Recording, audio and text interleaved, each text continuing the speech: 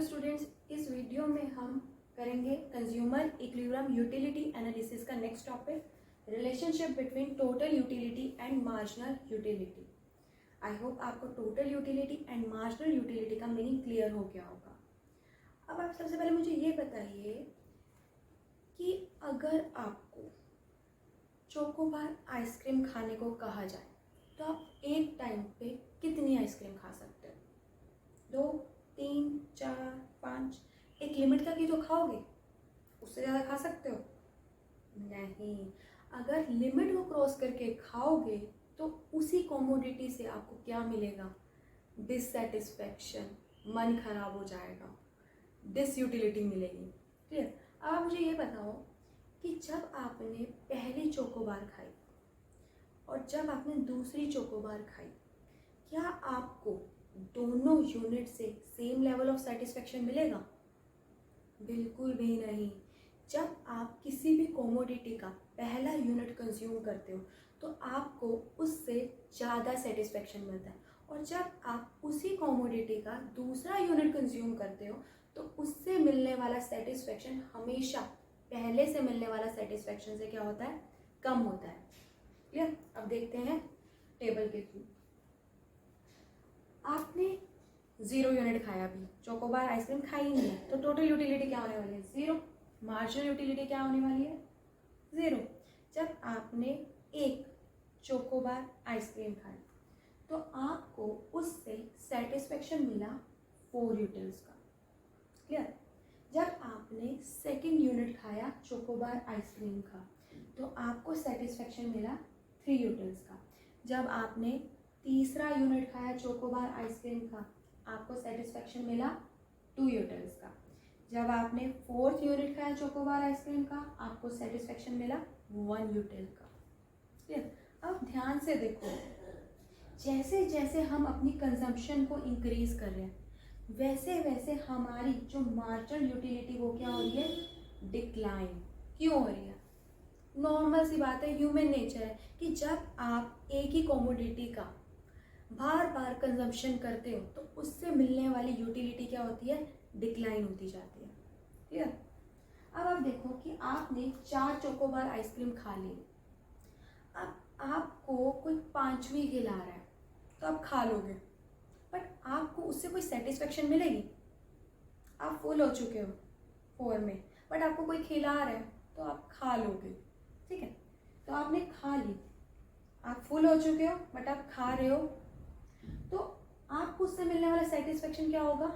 5th unit से मिलने वाला सेटिस्फेक्शन 0। अब आपने फुल भी थे, एक और खा लिया, और उसके बाद भी कोई आपको ज़बरदस्ती एक और चोकोबार आइसक्रीम खिला दे और आपने खा ली, तो उसके बाद आप क्या होगा? आपको सेटिस्फेक्शन मिलेगी? बिल्कुल भी नहीं। आप क्या मिलेगी? Dissatisfaction, disutility. आपका गुस्सा आ जाएगा, भाई क्यों खा ली, जितना खाया था मन खराब हो गया। इवन आपकी जो टोटल यूटिलिटी है वो भी डिक्लाइन होने लग जाएगी। आपकी जो 6th यूनिट से जो सेटिस्फेक्शन है वो नेगेटिव में चली जाएगी। क्लियर है? देखो टोटल यूटिलिटी कैसे होती है? मार्जिनल यूटिलिटी का समेशन। फर्स्ट यूनिट खाया, total utility marginal utility same है। 2 खाई, आपने जब 2 आइसक्रीम खाई है, चोकोबार आइसक्रीम खाई है, तो आपको कितना सेटिस्फेक्शन मिला? 4 मिला था आपको फर्स्ट यूनिट से, 3 मिला था आपको सेकेंड यूनिट से, और जब मैंने पूछा है कि दोनों का टोटल बताओ तो 4 + 3 7। जब मैंने आपको कहा 3 चोकोबार आइसक्रीम का टोटल सेटिस्फेक्शन बताओ, तो 2 से कितनी मिली थी? 7, और तीसरे से कितनी मिली है? 2। तो 7 + 2 9। ऐसे करते करते हम निकाल लेंगे हमारी टोटल यूटिलिटी। अब देखो ध्यान से रिलेशनशिप। जब मार्जिनल यूटिलिटी पॉजिटिव है, टोटल यूटिलिटी क्या हो रही है? इंक्रीज हो रही है। पहले 4 थी, फिर 7, फिर 9, फिर 10।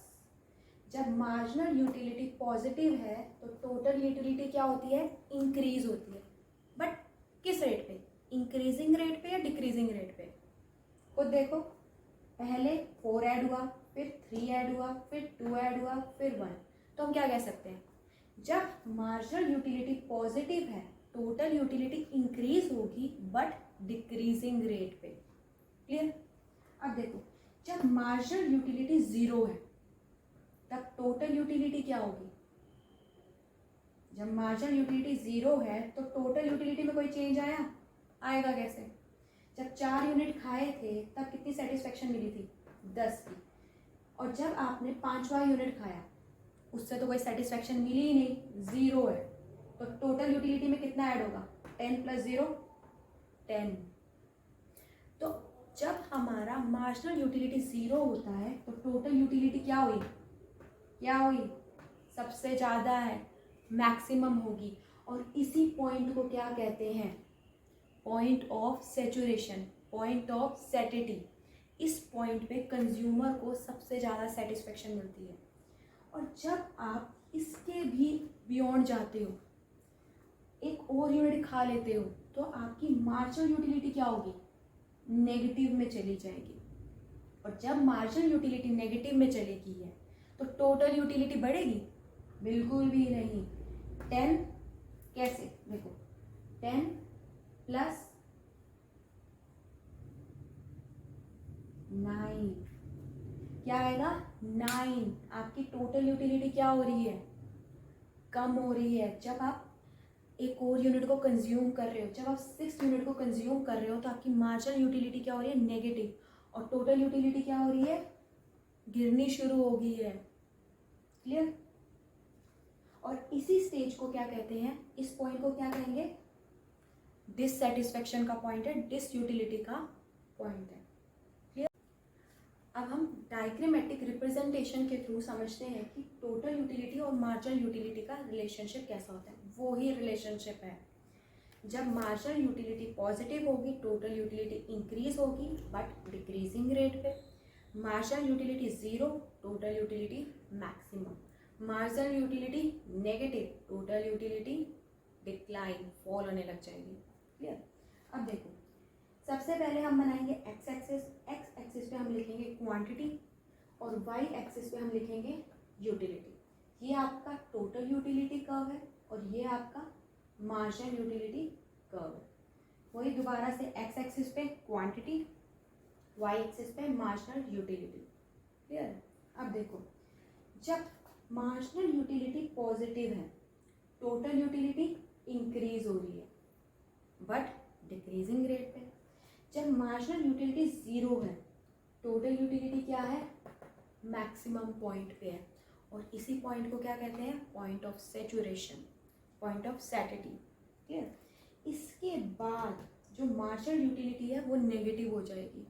और जब मार्जिनल यूटिलिटी नेगेटिव होती है तो टोटल यूटिलिटी फॉल होने लग जाती है। क्लियर? आई होप आपको रिलेशनशिप क्लियर हो गया होगा। Thank you. अगर आपको वीडियो पसंद आई हो तो प्लीज़ शेयर करिए, सब्सक्राइब करिए।